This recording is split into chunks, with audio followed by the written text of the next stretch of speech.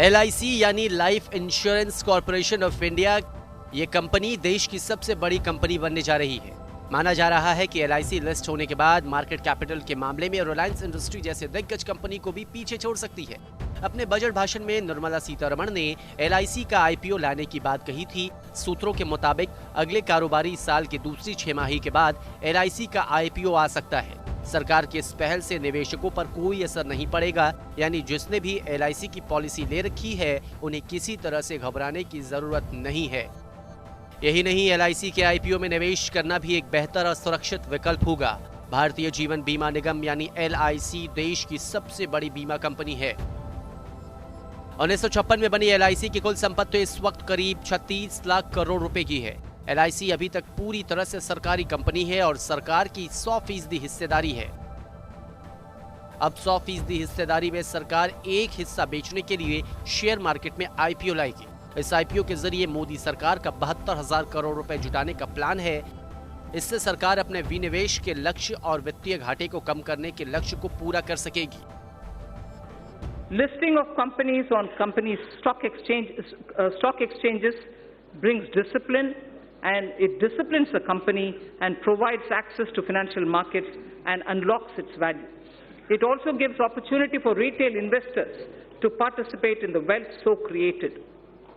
The government now proposes to sell a part of its holding in the LIC by way of initial public offer.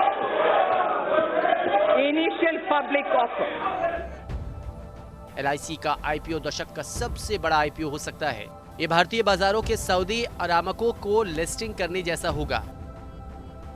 इतना ही नहीं, share बाजार में listed होने के बाद LIC market cap के हिसाब से देश की बड़ी कंपनी बन सकती है। LIC का मार्केट कैपिटल 8 से 10 लाख करोड़ रुपए तक का हो सकता है। LIC की संपत्ति का 10% हिस्सेदारी के बराबर के IPO को भी बाजार के लिए संभालना मुश्किल होगा। सरकार इसका विनिवेश कई चरणों में कर सकती है। ये दशक का सबसे बड़ा IPO होगा। सऊदी अरामको को पिछले साल दिसंबर में सऊदी स्टॉक एक्सचेंज पर लिस्टेड कराया गया था। कंपनी का वर्तमान मूल्य 117.82 अरब डॉलर है। भारतीय शेयर बाजार में LIC सालाना औसतन 55 से 65,000 करोड़ रुपए निवेश करती है।